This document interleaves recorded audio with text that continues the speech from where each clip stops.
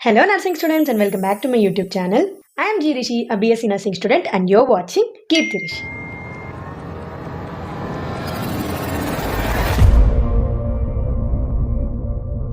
If you didn't subscribe to my channel yet, please go subscribe and click on the bell icon. So first semester గురించి just subject wise నేను ఒక glance ఇచ్చేస్తాను. In case detail information కావాలంటే first semester syllabus 2 parts videos ని నేను description లో ఇస్తాను, వెళ్ళి చెక్ చేయండి. సో ఫస్ట్ సెమిస్టర్ లో అయితే మనకి అనాటమీ, ఫిజియాలజీ, సోషాలజీ, సైకాలజీ ఇది 4 సబ్జెక్ట్స్ మెయిన్ ఇంపార్టెంట్ ఉంటుంది. అండ్ ఇది కాకుండా నర్సింగ్ ఫౌండేషన్ అనేది ఒక సబ్జెక్ట్ ఉంటుంది. బట్ ఆ నర్సింగ్ ఫౌండేషన్ సబ్జెక్ట్ మనం ఫస్ట్ సెమిస్టర్ లో ఎగ్జామ్ రాయము. సో ఇప్పుడు సెకండ్ సెమిస్టర్ సిలబస్ చూద్దాం. మేజర్ గా 2 సబ్జెక్ట్స్ అయితే ఉంటాయి. అండ్ నర్సింగ్ ఫౌండేషన్ 2 నేను ఇంతకు ముందు చెప్పినట్టు ఈ సెకండ్ సెమిస్టర్ లో టీచ్ చేస్తారు. ఈ రెండు కలిపి అంటే నర్సింగ్ ఫౌండేషన్ 1, నర్సింగ్ ఫౌండేషన్ 2 మనము ఫస్ట్ ఇయర్ ఎండింగ్ లో అంటే సెకండ్ సెమిస్టర్ ఎగ్జామ్స్ రాసేటప్పుడు ఎగ్జామ్ రాస్తాము. దీనికి ప్రాక్టికల్ కూడా ఉంటుంది. ప్రాక్టికల్ నర్సింగ్ ఫౌండేషన్ కి ఉంటుంది అండ్ థియరీ 3 సబ్జెక్ట్స్ కి ఉంటుంది. సో ఆ 3 సబ్జెక్ట్స్ వచ్చేసి first biochemistry, nutrition and nursing foundation. So first biochemistry చూద్దాం. So biochemistry consist of 8 chapters. First chapter వచ్చేసరికి కార్బోహైడ్రేట్స్. ఇందులో కార్బోహైడ్రేట్స్ ఫంక్షన్స్ కానీ, క్లాసిఫికేషన్ కానీ, డైజెషన్ కానీ, అబ్జార్ప్షన్ కానీ, మెటబాలిజం గురించి కానీ, సో వీటి గురించి అంతా అంటే బ్లడ్ షుగర్ ని ఎలా రెగ్యులేట్ చేస్తాము అండ్ మేజర్ గా దీనికి రిలేటెడ్ టాపిక్ డయాబెటిక్ మెలిటస్ గురించి కానీ అండ్ గ్లూకోజ్ టాలరెన్స్ టెస్ట్ గురించి కానీ వీటి గురించి అంతా ఉంటుంది అనమాట. నెక్స్ట్ యూనిట్ 2 వచ్చేసి లిపిడ్స్.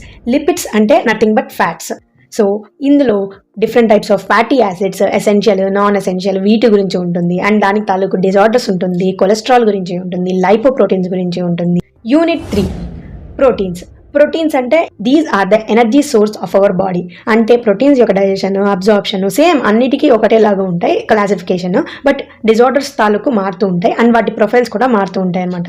అండ్ ప్రోటీన్స్ తాలూకు డిజార్డర్స్ అంటే క్వాషియోర్కర్, మెరాస్మస్ వీటి గురించి. అండ్ ప్రోటీన్స్ అనేవి ఎలా మేడ్ అవుతాయి అమైనో యాసిడ్స్ వల్ల, సో దాని గురించి. అండ్ అమైనో యాసిడ్స్ లో కూడా దాని స్ట్రక్చర్ గురించి కానీ, primary structure, secondary structure and plasma proteins గురించి. అంటే మనం బాడీలో ప్లాస్మా ఉంటుంది కదా. సో యూనిట్ 4 క్లినికల్ ఎంజైమాలజీ అనమాట. సో డిఫరెంట్ ఎంజైమ్స్ ఏవైతే కెమికల్ రియాక్షన్స్ లో ఇన్వాల్వ్ అవుతాయో లైక్ ALT, GGT ఇంకా అదే క్రియాటిన్ కైనీస్, సో ఇలాంటివి అనమాట. వీటి గురించి అంతా ఈ క్లినికల్ ఎంజైమాలజీ అనే చాప్టర్ లో ఉంటుంది. And also myocardial infarctions, muscle diseases, bone diseases, so వీటి గురించి అంతా ఉంటుందన్నమాట. So unit 5 acid base balance. మనకి ఏదైనా యాసిడా బేసా అని చెప్పడానికి pH అనేది ఒక వాల్యూస్ ఉంటాయి కదా. సో వాటి వాల్యూస్ అంటే regular values and regulation of pH వాటికి తాలూకు definitions and normal values, ABG ఇంపార్టెంట్గా ఆర్టీరియల్ బ్లడ్ గ్యాస్ వాటి వాల్యూస్ అండ్ యాసిడ్ బేస్ ఒకవేళ అన్స్టేబుల్ అయితే వాటి గురించి వచ్చే disorders, for example alkalosis, acidosis, so ఇలాంటివి. సో వీటి గురించి అంతా యాసిడ్ బేస్ బ్యాలెన్స్ ఈ చాప్టర్లో ఉంటుంది అనమాట.